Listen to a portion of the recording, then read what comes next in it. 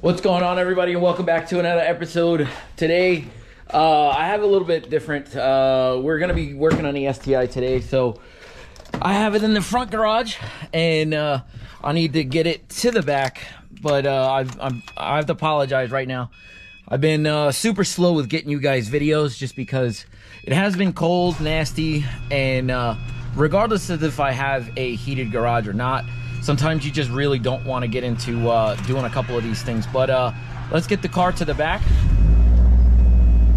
and let's get to work on the STI.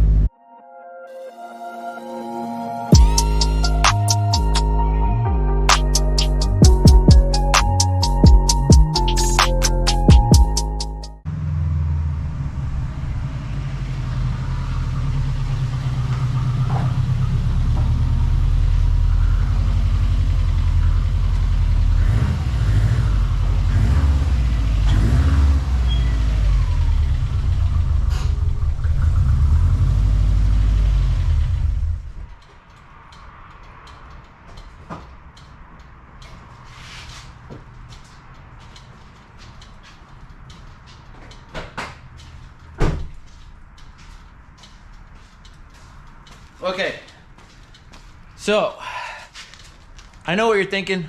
STI is crazy dirty, and I really do need to do something about that. I do need to clean it since today is a nice day.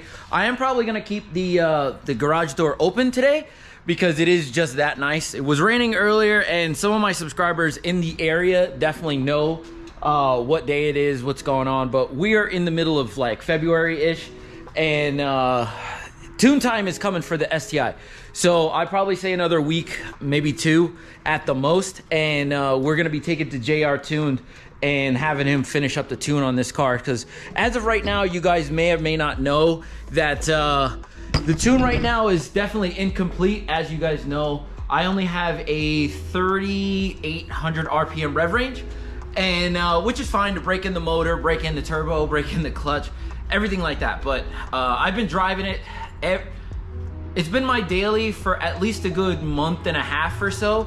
Mind you, I really don't work far from home, so it's really not super crazy on all those parts. But when I do take it for a longer trip, I go see my wife. She works about like 45 miles away. So back and forth there is 90 miles. So like, you know, I've done that a couple times. I've gone to see my dad. You know, like I drive it wherever I can, whenever I can. So the Evo 10 has been just sitting in the bay that we work in until I have use for it. But right now, I just don't have use for it since I have the STI. But one thing that I didn't do while I was doing everything was I never changed the fuel pump. So let's see what we got here. I think I have one. Let's see. Hold on. Oh, here we go. Right above me. So I have a brand new wheelbarrow. I have a brand new wheelbarrow. I don't know, it's 320. Brand new wheelbarrow 320, just sitting here in the package, ready to go. So that oh, you guys can't even see it. Brand new AEM wheelbarrow 320. So that I have no issues with going and doing the horsepower that I kind of feel like it should probably make. I'm guessing right around the 4 to 420 mark is probably what it should make with the mods that I do have. See, like, so since most of you guys already know what the if you guys have been watching since day one, the car's got a built motor, stock cams, it's got an FP Blue, TGV deletes, 1000cc injectors. It has a turbo access front mount, and it's got a Perrin AOS. What else does it have? I think that's really it. I think it's got a Perrin, or I'm sorry, a turbo access downpipe, catted downpipe, because I want to stay good for emissions around my way. Even though we don't have, I don't want to run into any issues. So I have that, I do have an SBT 3-inch turbo back exhaust. So all of those should net me a good clean 400 horsepower at least, and which would be a really, really nice, fun car for the street. Because anything more than that on STI, you're kind of pushing it. You can make more without a doubt with a built motor like I do have, but with the stock comparing turbo, if you don't go something bigger like a FP Green or red, 0, something like that, then you're looking at big horsepower. But I just chose an FP Blue, really nice, responsive, fun, and I think it'll really be a nice, potent setup, and have some fun with, because like, as you guys know, I already have like a car that I have, you know, the Ivy over here makes 550, and then once the GTR is done over there, with its big twin turbo upgrades here, it should be making, I want to try to stay around the 5 to 550 range with that as well. But I think that's attainable, you know what I mean? So, but yeah, I'm gonna start ripping apart the back over here. One thing that you should know is that whenever you're doing a fuel pump on any car, make sure that one of the things that you do have is as little gas as you can. So my gas light is on at the moment because I wanted to make sure I got this done, so I wouldn't have any issues in the near future here. So what I'm gonna do is I'm gonna pop the hood. I'm gonna take the negative terminal off the battery, and then I'm gonna get to the back there, and I'm gonna start ripping everything apart. So okay, so the first thing I will do with this car is I'm not gonna pull the negative side of the battery yet. So what I want you to first do is I want you to pull your cover off here for your fuse panel, and you're gonna find where it says fuel pump, which is the first one here is a 15 amp. So be right here. So one thing I will do is I'm gonna jump in the car right now. I'm gonna start it, and I'm gonna pull that fuse, and I'm gonna empty out the whole fuel system. So the less fuel in the system, the less fuel that you're gonna get all over the back of the car. So let me, yeah, let's just do this real quick. All right, so, boy. Always gotta make sure, you gotta make sure it's in neutral. All right. All right, so, see, gas light on? Gas light on. All right, so, let's go out here, roll down this window here. Okay, pull the fuse.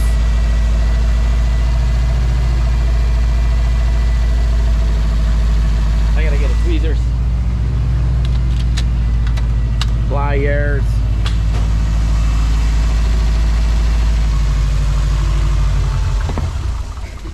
There you go. All right, hold on. All right, sorry about that, but you saw exactly what happened. I pulled that fuse, the car shut off.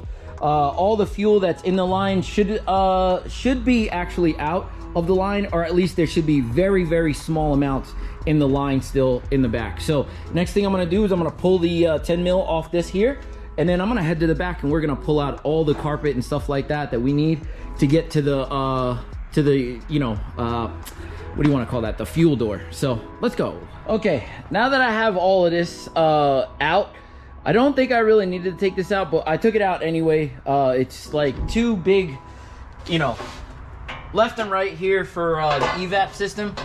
I don't know if I did that correctly or whatnot, but it's just 3 different plates and a center plate to kind of hold everything together.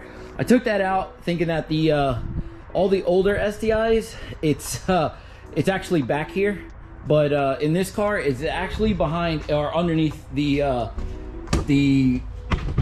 rear seat. So what it is right in the middle, a big yank, and it'll disconnect from the clips, and on the sides there's 2 little pull tabs. I'll take this thing off and I'll show you real quick.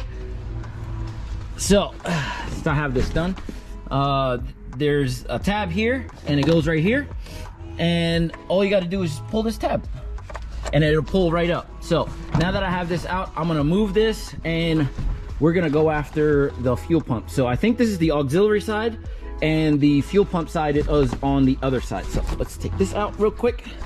All right, this out of here. It's right on the floor. So, all right, this will be the auxiliary side, and this will be the fuel tank side, or fuel pump side. So I'm gonna set the camera up over here, aim it over there, and it'll be 4 screws at the top there, and then we'll see what we got going on after that. So let's go. Okay, now that you have your back seat out, and I'm not gonna mess this one up, the fuel pump should be on this side. I didn't really realize it before. I did do the other side, as you guys saw, but we're gonna take this one apart right here live on camera, just so we can actually see.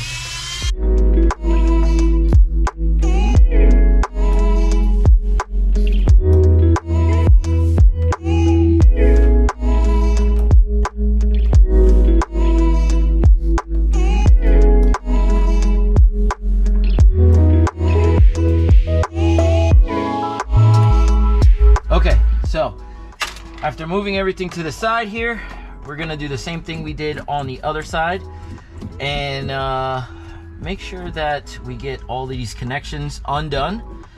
And yeah, we can just pull the pump out. So it should be a bunch of just 2, 4, 6, 7. It looks like 7 to 8 mils on this side, and 1 connector, and 3 little things here.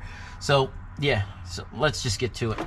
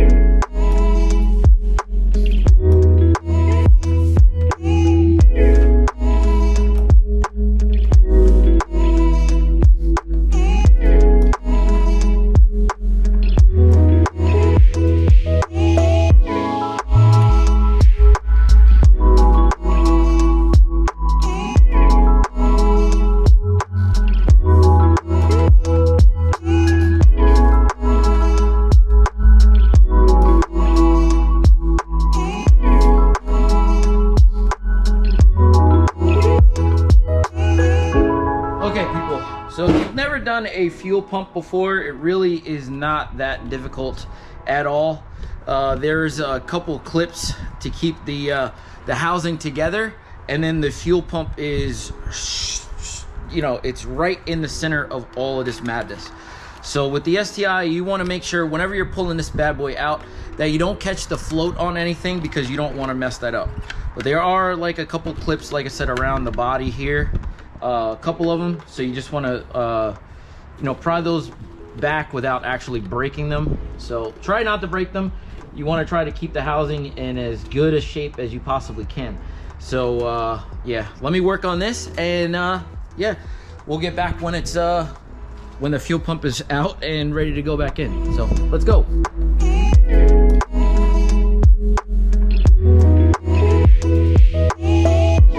Oh, okay. It was a little bit more difficult. I probably spent about like 10 minutes trying to get this thing off, but you have to pull all the tabs all at the same time and push down, and then make sure you know, take apart the well, unclip the fuel level. But look at how nasty that is down there. Look at this fuel pump. Like, it's just straight up gross. But there is a tab down here, if you can see. It's the top of the fuel pump there, the connection. So you just want to push in and wedge it upwards, and it'll pop right off. So this fuel pump should just pop right out now. Well, should just pop right out. Get a little screwdriver here, try to wedge it out,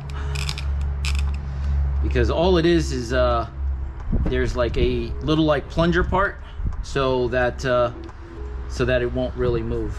So okay, so I now have everything separated. So that was the issue. So all of this stuff was all together, and well, it was like this all together. So what you have to do is you have to untab this, and there is a little like lock, like, what do you want to call it? Like, it was like a lock ring here, so that the pump doesn't separate inside the car. So all of that off, you get this part here, and then the pump is at the bottom like this. So, and what's keeping this bad boy together is you have 2 little lock tabs here. So I don't know if you can kind of see those. So you have access to those 2 tabs from here and the 2 tabs from above. So our Walboro 320 does not have those tabs. Not a big deal, but it is a complete same bolt on, same everything. So I just have to transfer this, like, I guess it's, I don't know what it exactly is, little filter kind of thing here. And I do have a new O-ring for it around here somewhere. And and then I could actually put everything all back together. So I'm gonna do that right off camera here, get this all put back together, and then we can go and start putting it in the car. Well, I'll show you what it looks like before, but I'll show you what it looks like, and then we can go put it in the car. So yeah, let's go. Okay, so before we put this bad boy back in the car, I just want to show you guys exactly what this looks like all assembled. So I actually had to take, there's a copper like screw thing, or you know, like metal holder to keep this thing from you know, going any farther than that. There is a clip here for the bottom of the pump and a sensor thing here. So all three of those had to come off so that I can actually get the pump in and out. So now that the pump is in, all I have to do is just put it back in its little like sleeve here. I'll show you that. Clip this bad boy here. And make sure all of these clips clip together. And there you go. A fully assembled fuel pump housing for an STI. So we're gonna put this bad boy back in the car. So I don't think you really need to watch me do that. So yeah, I am going to get this bad boy done, finished, clean it up a little bit, make sure everything is solid, and then put it back in the car, make sure it all runs. So I'll get it all done, and then yeah, we'll do our first test and make sure that this bad boy runs with this new fuel pump. So yeah, be back in a second. Okay, so now that I have the rear seats in, since I had no gas, I put a couple gallons in just to make sure this bad boy would fire and start. I actually took the liberty of turning the you know, hooking up the negative battery terminal and putting the fuse back in. So all we got to do is just see if it'll start. So let's see. Now, one thing that I've always noticed with this, every time I pull the negative side of the battery, it actually takes a little bit for it to get started. So let's see if the pump primes. And I did hear it. So let's see what we got. Yeah, look at that. A little bit over a quarter tank of gas. Whew. It's only a couple gallons. So let's see if it'll start.